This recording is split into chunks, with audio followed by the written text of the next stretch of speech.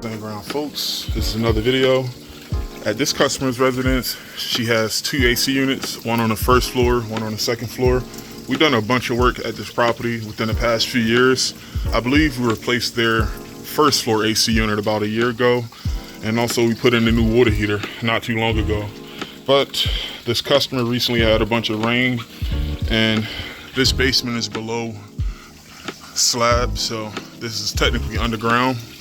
And guys, as a result, whenever it rains, this customer has two sump pumps. She has the main area sump pump. This one sump pump here does most of the basement, and there's another one on the other side. But unfortunately, guys, the one on the other side, it doesn't really do as much. I think that might be a backup, but I actually tested that one, and that one was okay. As soon as I added water to that inside the basin, that sump pump turned on. But guys, this one was full of water.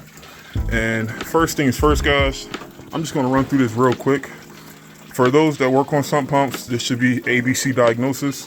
Whenever you guys diagnose sump pumps, always make sure that you have power at the outlet, guys. You don't want to jump the gun and start replacing things unless you know you have power going to it. Most sump pumps in residential applications are 120 or 115 volts. So if you hook a voltmeter to this outlet and remove the plug, you should always have 115. And guys, this customer has a generator. Both sump pumps are backed by the generator. So initially, guys, when I got here yesterday, the outlet had 115. So at the minimum, guys, I knew that the sump pump did have power. But just to show you the old pump, this was an old rigid half horsepower sump pump. And guys, when this was in the basin, after I confirmed I had power, what I did was I lifted this float up. Now guys, there's 1,000,001 scenarios. I can only tell you what happened with this specific sump pump. What I did was I lift this lever up. It was already up, but I just played with it and it still didn't work. I'm pretty sure that either the capacitor or something inside that motor is shot, but just due to the age of it, it wasn't really worth our time to just disconnect this thing and start repairing it. This customer definitely can verify that this sump pump was at least 10 years old. So instead of trying to repair it, now guys, if this was a newer sump pump, I want to say like maybe under 5 years, most likely you can probably still find parts for it, and that will be a totally different scenario. Like for instance, if the float was stuck down, even though that basin was full of water, and the only way we can get this sump pump to activate is by lifting this thing up, then chances are the mechanism or the arm, something, or maybe the float could have been stuck. But guys, that's an easy diagnosis. But in this case, the float was actually lifted up with power going to it. And guys, whenever the sump pump is full of water and the float activates and you have power, this thing should automatically turn on and drain your reservoir until water level drops, float disengages, and it turns off. But in this case, guys, our motor was probably burnt up. So what we did was we just popped in a new one.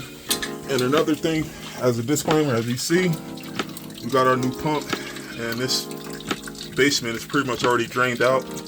What we're doing now is we're just using a wet vac to dry up the carpets as much as we can. So this thing has been running now for about 2 hours and it's almost drained down.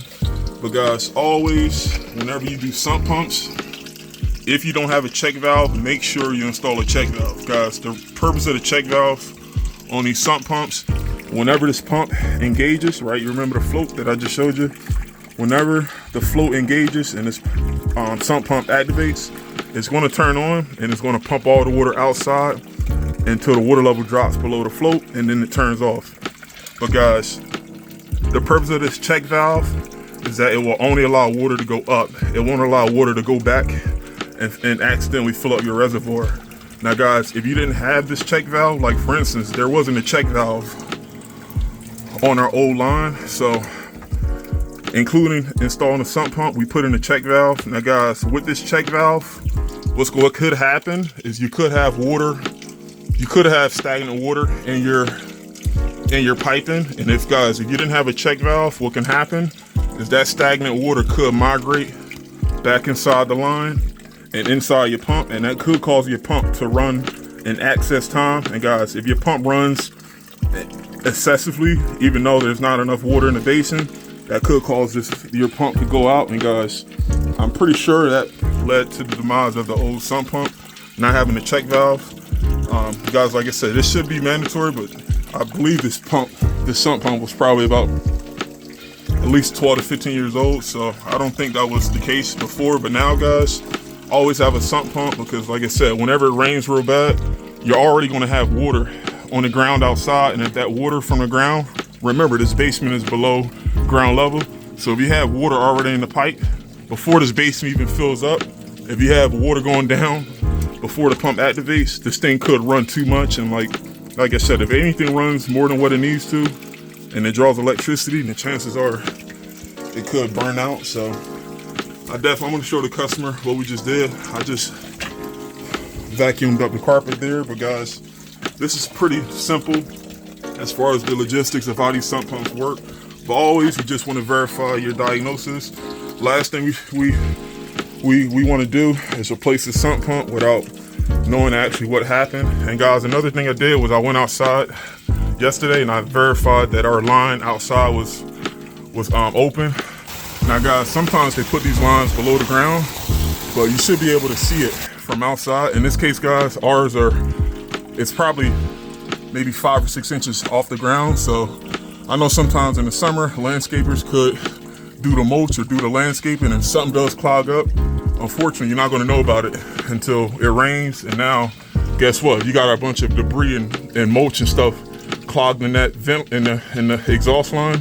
And this thing does run, but it doesn't exhaust. That could have led to this thing running but not pumping. But guys, this pump definitely wasn't running, even with power going to it. So, you know, in addition to putting the pump in and putting in a new check valve, I just went outside just to make sure that the exhaust line was clean, and it was. So there you guys have it, new sump pump. Like I said, this is plug and play, pretty simple. Peace out. I'll see you guys on the next one.